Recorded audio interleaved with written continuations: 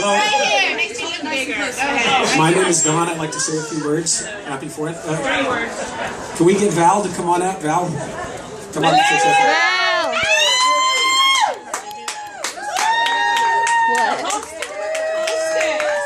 Come on up.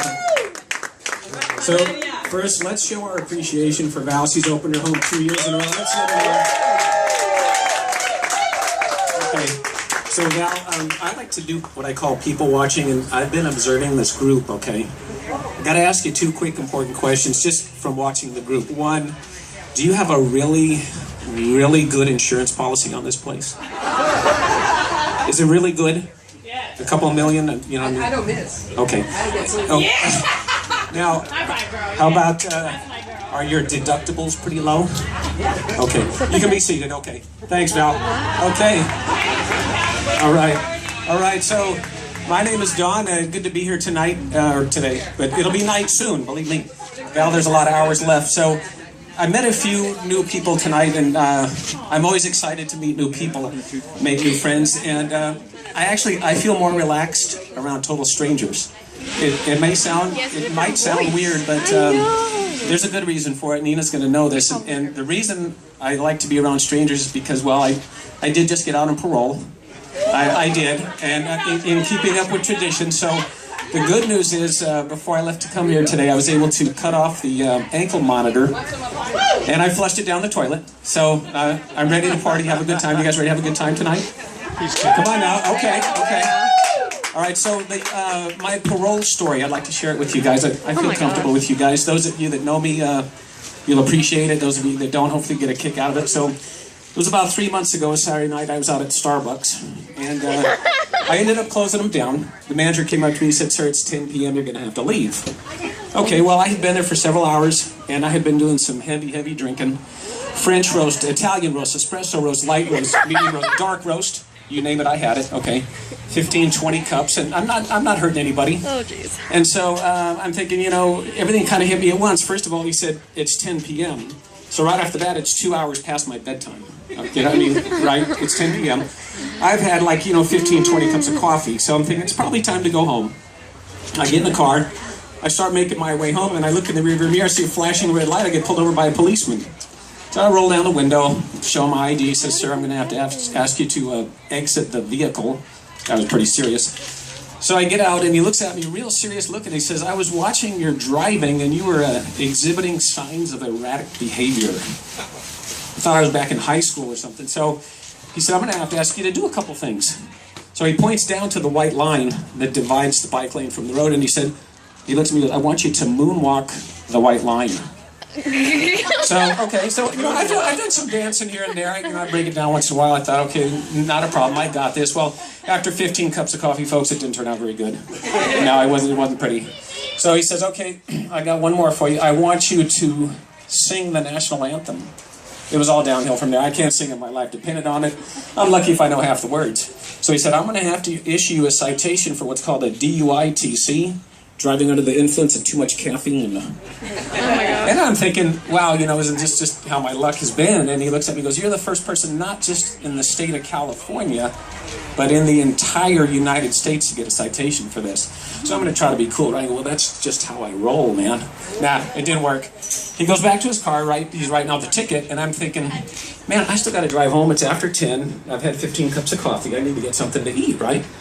Comes back, he gives me the ticket. So I figure I'll be polite. I tell him thank you. And I said, I'm wondering, can you tell me where the nearest Krispy Kreme donut shop is? Bad idea. Yeah, no, not good. He goes, "Okay, Mr. Bishop, I'm going to have to haul you in." So the next day, I stand before the judge, and not only did he give me parole, but he gave me 2 weeks community service. So I thought, well, if I'm going to do community service, let's, make it something fun. I'll work at Krispy Kreme, right? And during my first hour on the job, I consumed a dozen glazed donuts and 13 cups of coffee. Had to have my stomach pumped. I had a nervous breakdown. So then about 2 weeks after that, I discovered that I'd been sleepwalking. I had no idea. Woke up about 10 o'clock at night to the feeling of somebody trying to take my wallet out of my pocket. Turns out I ended up back down at that same Krispy Kreme. I just ordered 6 dozen donuts I couldn't pay for. Oh my gosh. So, you're learning things. So, meet up. I love this group. You never want to assume anything. So, show of hands, how many single folks here tonight? Single. Okay. Single ladies. So now, this time, single ladies between 46 and 52 only. Raise your hand. I got to photograph it. Let me see if I can take pictures. Okay. You're not a chick, okay? All right, so I've been single for about, 2.5, 3 years. And I go to a lot of events where, as a single person, I'm more in the minority than the majority. So I came up with what I call a disclaimer clause. You have to have clauses, right, if there's, maybe there's not too many single people. And that's that we were all single at one point in our life. Think about when you were born, right? Right, when we come onto Earth, we're single. So I can still remember when I was born, I spent some time in the nursery, and I got to admit, I was checking out the girls already. I looked at a girl to my left. I was thinking, I wonder what, is her hair going to be blonde, brunette? I don't know. And I thought, do I really have time to wait around, right? I'm not a very patient guy. So when I was old enough to walk and talk and write, then it was all on. I remember my mom told me, I feel funny, but I'll admit it. She said the first 5 words that I said, "Can I have your number?" Oh my gosh. So I got a little prop here. How many people remember this? Okay. All right. So you guys are brave enough to admit it. Okay. So that's a sketch, right? I told you I'm old enough to walk, talk, and write. So I'm walking around my neighborhood with my Etch-a-Sketch. Okay. Still remember the first number I got. One of my neighbors. Her name was Susie. Her last name was Q. At least that's what she said anyway. So I got my Etch-a-Sketch, I got her number, I write it down. I'm like 5 years old, right? I'm feeling pretty cool. I'm walking through the neighborhood. I walk into the house. Mom's sitting at the kitchen table, and she said, "What's that?" And I said, "Well, it's my Etch-a-Sketch." No, it didn't work. And she said, "What's the number?" I said, "That's Susie's phone number." She took that thing, shook it up so fast, that number was gone quicker than you could say Susie Q. So the whole single thing, I've tried the online thing, Match.com, our time, their time, whose time, who cares what time it is. Not a lot of luck. So one of my good friends at work one time said, "Why don't you just walk up to somebody in a public place and introduce yourself?" Thought, now, there's a concept, right? Can I just hide behind my profile, right? I'm 6'6" and 260 behind that profile. I'm standing here for you guys today. I'm 5'11" and 160, right? So, okay, I'm out, dancing a couple weeks ago. I'm out in the bar, doing some dance. I see a nice-looking lady. She's sitting over in the corner. And so I thought, okay, I got to try this, right? I need to do it, break out of my shell. I'm going to go up and I'm going to engage her in conversation, okay? I start walking toward her, and my palms start sweating a little bit. I'm getting nervous.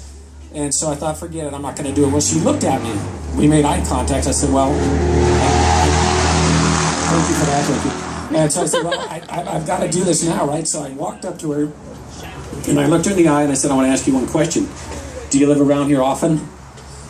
Yeah, well, it didn't go over very big. So then after that, how do you engage conversation with a whole group of people? There's about 6 strangers sitting in the corner. They're laughing. They're having a good time. So I'm thinking, how am I going to do this with a group of strangers? So I like living on the edge. I thought I'd try something new. I decided to reminisce with a group of total strangers. Come on, you guys got to be with me. Reminisce with some... Ron, she just got it. The rest of you guys will get it when you get home tonight. That's because she's on Motrin. Okay.